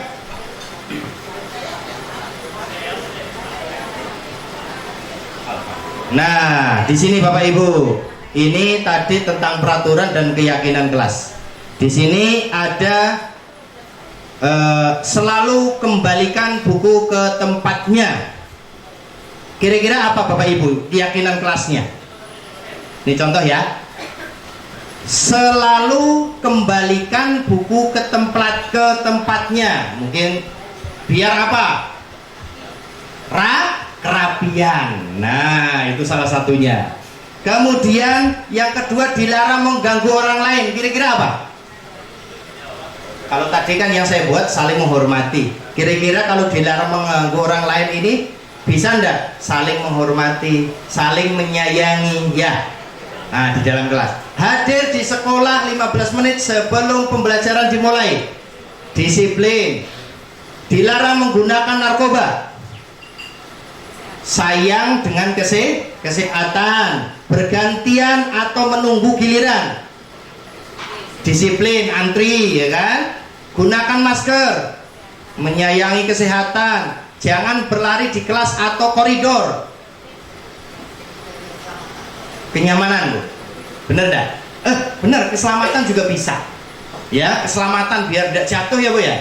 Kenyamanan biar tidak mengganggu orang lain. Apa ini isinya? Nah bener nih, keselamatan itu ya. Yang pertama tanggung jawab tadi, rapi boleh. Ini tanggung jawab anak-anak setelah membaca, mungkin ada buku perpustakaan pojok dan lain sebagainya ya. Kemudian ini dilarang mengganggu orang yang menghormati dan lain sebagainya. Selanjutnya kebutuhan dasar manusia, ya. Lanjut. Nah, di sini ada 5 kebutuhan dasar manusia Bapak Ibu. Yang pertama kasih sayang dan rasa diterima. Kemudian penguasaan, kemudian kesenangan, bertahan hidup, kebebasan. Ini hak yang harus dimiliki anak-anak kita. Ada 5 kebutuhan dasar manusia. Kira-kira Bapak Ibu memiliki ini enggak? Memiliki ya Bapak Ibu ya. Nah di sini tentang kebutuhan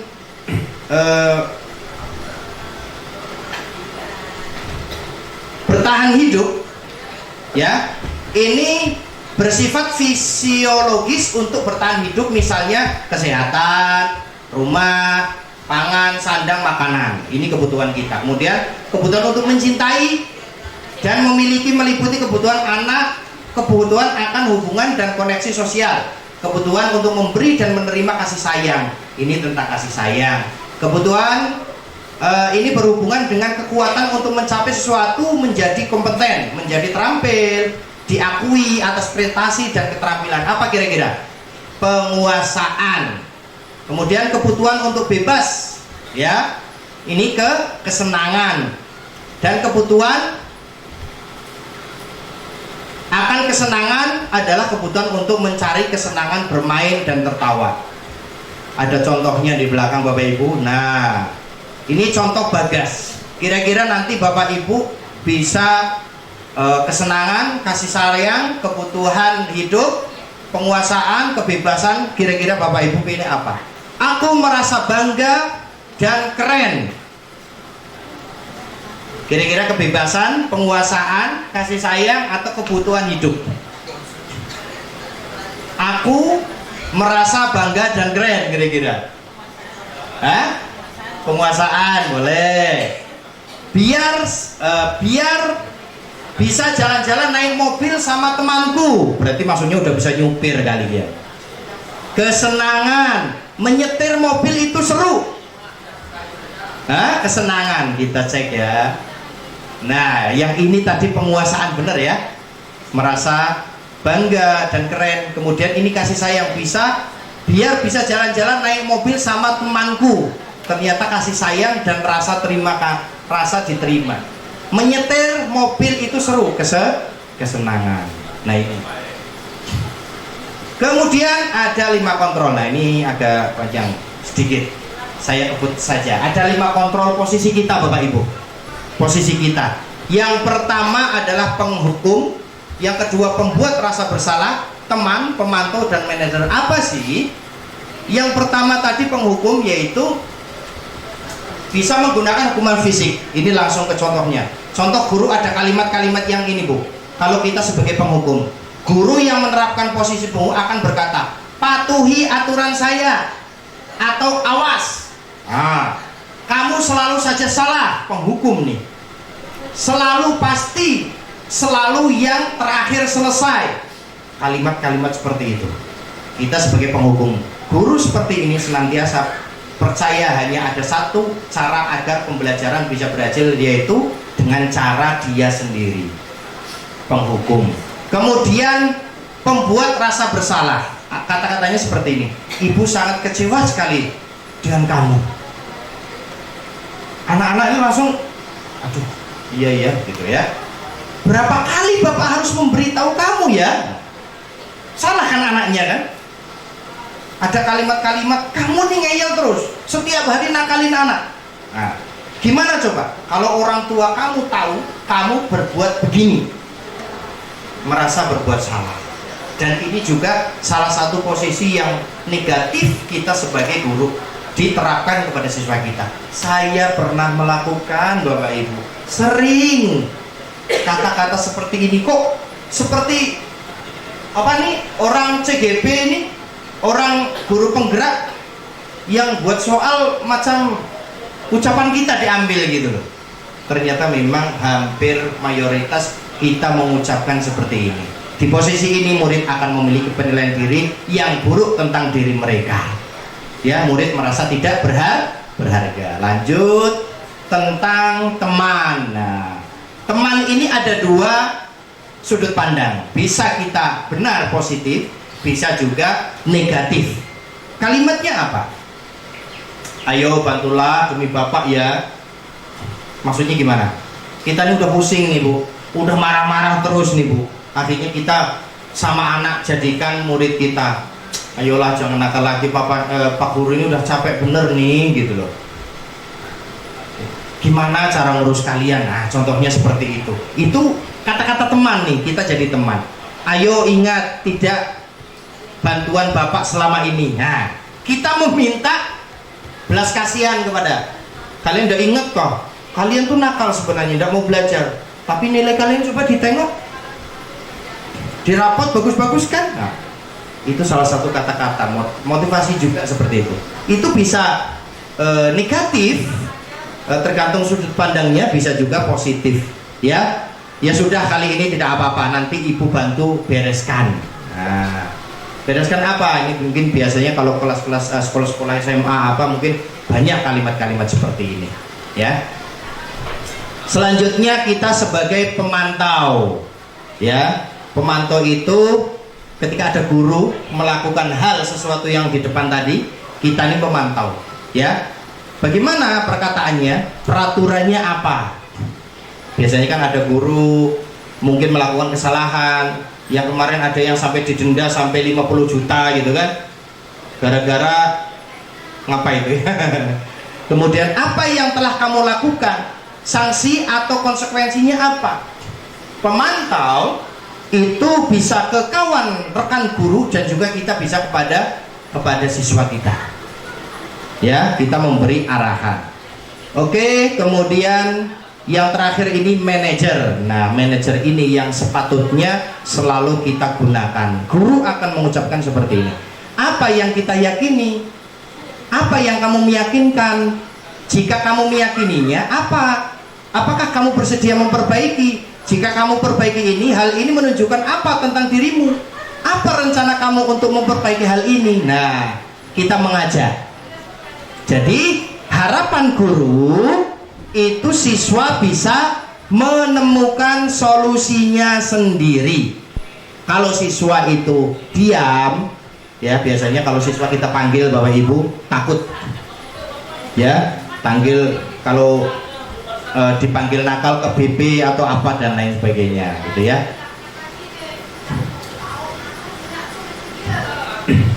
Kemudian yang terakhir, yang ketujuh adalah segitiga restitusi, Bapak Ibu. Nah, ini penting sekali dan kami sudah melakukan aksi nyatanya kepada anak-anak. Ya, segitiga restitusi ini adalah proses kolaborasi yang mengajarkan murid mencari solusi dan membantu murid untuk berpikir tentang seperti apa yang mereka inginkan dan bagaimana mereka harus memperlakukan orang lain. Ya, maksudnya seperti ini Bapak Ibu. Nah, ini tabelnya seperti ini. Segitiga restitusi yang pertama adalah menstabilkan identitas, yang kedua validasi tindakan yang salah, yang ketiga menanyakan keyakinan.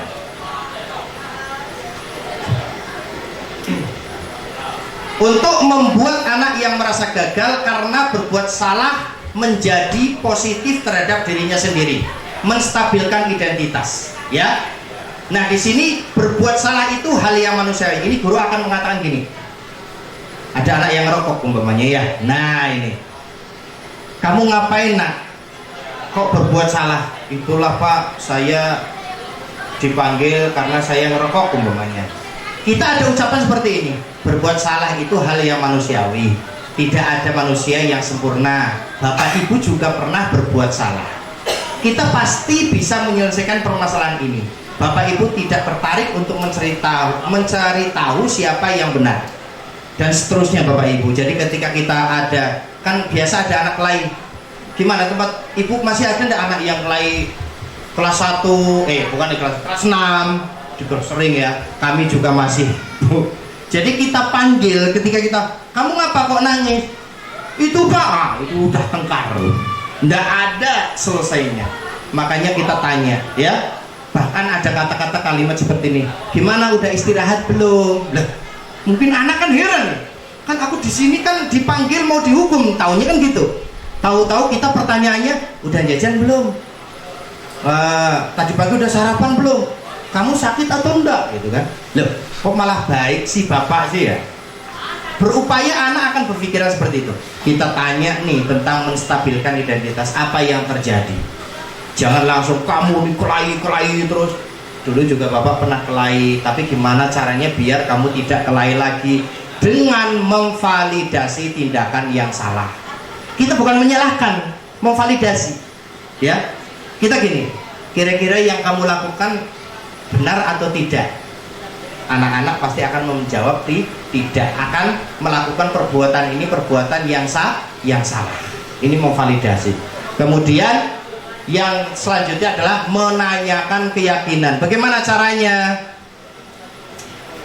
Nah, setelah kamu melakukan sesuatu di kelas, nilai-nilai apa yang kita sepakati, anak itu akan mengatakan, saya nggak mau kelahi lagi Pak. Jangan kita bilang kelahi lagi enggak gitu. Kita berupaya anak ini akan menyampaikan saya tidak mau berkelahi lagi. Terus kalau kamu kelahi gimana kira-kira? Akan merugikan kawan saya. Nah, seperti yang saya kasuskan kemarin, ada anak di tarik talinya kerahnya sampai lepas kancingnya. Nah, itu salah satu jawaban mereka, akhirnya merugikan baju kawannya rusak. Nah, ini harapannya kita akan seperti itu. Baik Bapak Ibu, alhamdulillah lebih 15 menit, mohon maaf. Terima kasih atas perhatiannya. Mungkin barangkali nanti saya izin share di grup setelah PDF nanti. Mudah-mudahan di sini ada yang bisa tertarik untuk CGP. Bukan CGP-nya Bu ya, ilmunya yakin wis pokoknya. Saya jamin ilmunya. Kalau memang kurang tidur iya, tapi manfaatnya luar biasa. Tadi yang disampaikan Pak Ibrahim, ilmu yang bermanfaat yang akan bawa kita mati. Terima kasih Bapak Ibu semuanya atas perhatiannya, pemaparan saya tentang penyebar luasan ide atau gagasan budaya positif di sekolah. Mudah-mudahan ini bisa diterapkan Bapak Ibu, terutama saya pribadi di sekolah, kepada rekan-rekan guru, kepada anak-anak kita. Yang jelas kita memerdekakan mereka. Terima kasih, semoga bermanfaat. Saya akhiri, wassalamualaikum warahmatullahi wabarakatuh. Selamat siang dan terima kasih kembali. Acara selanjutnya mungkin akan kita buka sesi tanya jawab sebentar ya Pak. Kepada Bapak Ibu guru, mungkin ada yang ingin bertanya tentang materi Pak Zainul ini. Silakan Bapak Ibu tentang budaya positif. Terima kasih Bapak. Assalamualaikum warahmatullahi wabarakatuh. Ya, tanpa saya perkenalkan mungkin Bapak Ibu sudah kenal. Yang akan saya tanyakan di sini mungkin ada keterkaitannya juga Pak. Tadi masalahnya begini. Di kurikulum Merdeka ini sebenarnya ini dari kurikulum 13 kan memang sudah tidak dibolehkan Pak. Saya mau pencerahan sedikit mengenai bagaimana caranya, karena di SD saya ini masih Pak begini, pada akhir tahun biasanya kita itu memberikan hadiah kepada anak-anak yang kebetulan peringkatnya itu ya kita ambil 5 besar di setiap kelasnya. Kemudian yang akan saya tanyakan ini begini Pak, karena memang saya tahu dari kurikulum 13 itu memang udah nggak boleh. Cuman mungkin kepala sekolahnya punya kebijakan, dan kebijakan itu mungkin akan bisa kita pertimbangkan kembali Pak. Mungkin ini kalau memang ada jawaban positifnya untuk oleh kami nanti ya. Karena dampaknya begini Pak, kalau kita perhatikan secara anak-anak yang yang memiliki pengetahuan lebih, boleh katakan lebih ya alhamdulillah kalau memang dia punya kemampuan lebih ya. Terkadang kan begini, ada rasa mungkin tidak enak hati anak-anak yang lain. Kalau anak kelas atas mungkin dia udah paham ya Pak. Tapi kalau anak-anak kelas 1 itu kadang-kadang kita prihatin sekali sampai nangis-nangis Pak. Dia itu ngeluhnya ke orang tuanya, kok si A dipanggil, saya kok enggak gitu. Padahal mungkin harapannya saya juga dapat nih gitu. Jadi gimana Pak? Saya mohon pencerahannya. Terima kasih Pak. Assalamualaikum warahmatullahi wabarakatuh. Baik, Ibu menyanyikan tentang penghargaan tadi ya. Penghargaan tadi berdampingan dengan hukuman ya. Tapi kalau hukuman identik memang negatif dan itu tidak membantu ya, kurang membantu untuk internal. Tadi saya sampaikan tentang penghargaan. Memang penghargaan ini munculnya motivasi eksternal. Jadi diharapkan dari luar. Itu tidak disalahkan secara sepenuhnya, Ibu. Ya. Tempat kami pun kalau bisa untuk rankingan, untuk hadiah, biasanya di semester 2 kenaikan kelas, itu kami upayakan ada. Tadi sebenarnya Ibu udah menjawab sendiri, kebijakan universal tadi. Ya. Tapi Bapak Ibu, kita harus ada garis-garis benang merahnya di situ. Kita harus ngasih tahu ke siswa nih, ya, gimana biar siswa ini. Tapi kadang ketika anak itu memang tidak ada penghargaan, apalagi piagam ini juga masih dibutuhkan. Piagam anak SD untuk melanjutkan, sekarang udah pakai zonasi. Kalau ada piagam, sama Ibu, kami pun melakukan hal seperti itu. Memang sih kalau untuk anak kelas 1, untuk anak kelas 2 kita ajak, kita berpikir kepada keyakinan kelas, kepada suatu penghargaan ini mungkin kurang baik secara jangka pendeknya, ya kan? Kurang baik jangka pendek aja Bu. Kalau hukuman bisa jangka panjang Bu. Ya, orang trauma, anak itu trauma dan lain sebagainya. Tapi kalau penghargaan ini jangka pendek, itu bisa kebijakan kita masing-masing. Tapi kalau untuk motivasi dari kita eksternal itu masih diperbolehkan. Kalaupun memang peraturan kurikulum 2013 seperti itu, mungkin kembali kepada dana bos kali ya, yang harusnya untuk pengembangan kompetensi guru atau dan lain sebagainya, akhirnya untuk hadiah dan lain sebagainya. Mungkin barangkali kurang tepat, mohon bantuannya Bu Agus Nani nanti sekaligus ketika materi. Ya. Terima kasih Bu, jawaban dari saya.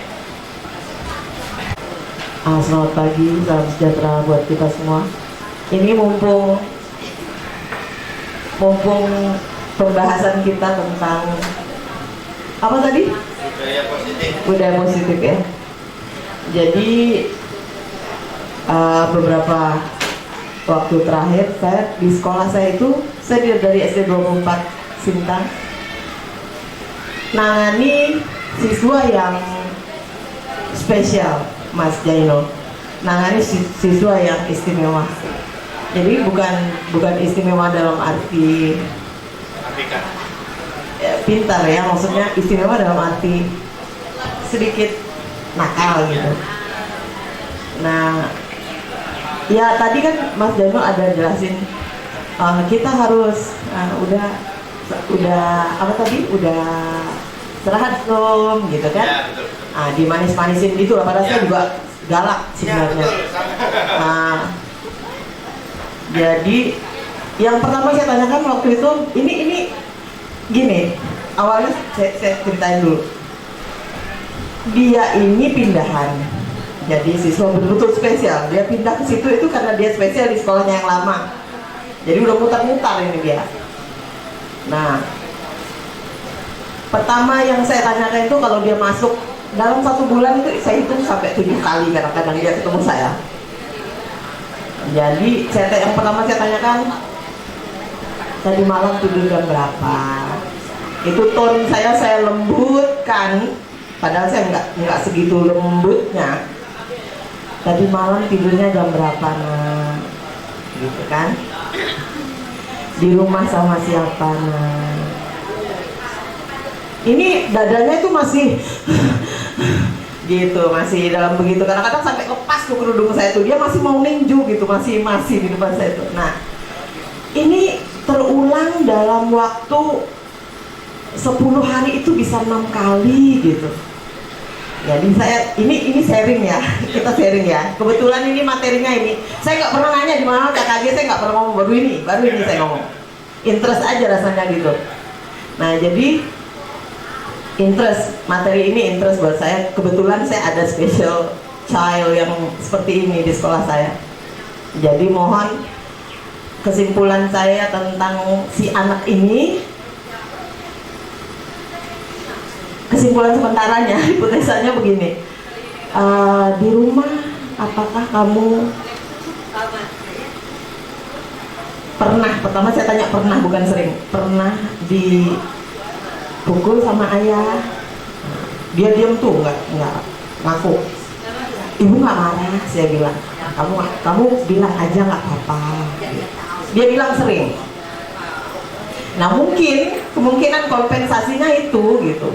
Tetapi setelah dibaikin, dipeluk, dielus, dilembutin, ya dengan bahasa kasih yang sekasih-kasihnya, gitu. Tapi kok di bulan-bulan berikutnya tetap terulang gitu Mas Jainul. Apakah di CGP ini ada solusi gitu? Terima kasih. Assalamualaikum. Luar biasa, dan itu memang salah satu penerapannya tadi di segitiga restitusi tadi ya. Dan saya nih nampaknya ibu nih, jadi saya mirip sekali kasusnya. Ya, mirip sekali kasusnya, bedanya tadi cuman ketika saya nanya, mohon maaf nih, pernah enggak mungkin kena marah bapaknya sampai dipukul, lah itu langsung ngaku. Kalau tadi kata Bu Rita, awalnya enggak ngaku, akhirnya ngaku juga. Jadi memang seperti itu Bu, sebenarnya Bu Rita juga udah melakukan segitiga restitusi, mencari identitasnya, validasi yang salah itu bagaimana, menanyakan keyakinan. Tapi yang belum dilakukan Bu Rita ini menanyakan keyakinan Bu. Menanyakan keyakinannya itu ketika itu anaknya nakal ya Bu ya. Mungkin minimal suka ganggu kawan gitulah ya. Ah sama Bu. Ya, kami nama anak saya murid yang di tempat kami ini kebetulan namanya seperti anak saya, Ataya. Ya. Itu luar biasa, anak itu bukan hanya ninju Bu, tapi sampai apa nih, meret itu apa sih, malak duit kawan itu apa, malak lah ya. Nah itu seperti itu. Dan Ibu, ini solusi bukan dari CGP, tapi mungkin saya pernah melakukan anak yang nakal ini, saya ikut sertakan kegiatan coba Bu. Kemarin pas waktu kegiatan gerak jalan saya ikutkan. Nah, kamu kan udah besar, kebetulan kelas 6 sih ya Bu ya. Kamu udah besar, nggak boleh nakal lagi. Nah, buktikan kalau kamu bisa berubah. Pak Guru ikutkan kegiatan lomba. Karena mindset guru pada umumnya, anak nggak diikutkan lomba karena dia penakal. Siapa yang diikutkan lomba? Yang nurut, yang pinter. Kita mencoba Bu. Atau mungkin ada pengalaman kawan saya di Ketungo Hulu, namanya Pak Akmal. Itu benar-benar kadang sampai dia main ke rumahnya Pak Akmal. Kamu lagi ngapain kok tadi tidak sekolah? Pokoknya udah seperti kawan tadi. Jadi di 5 posisi kontrol Pak Akmal ini melakukan seperti itu. Sampai sama-sama nyandau durian.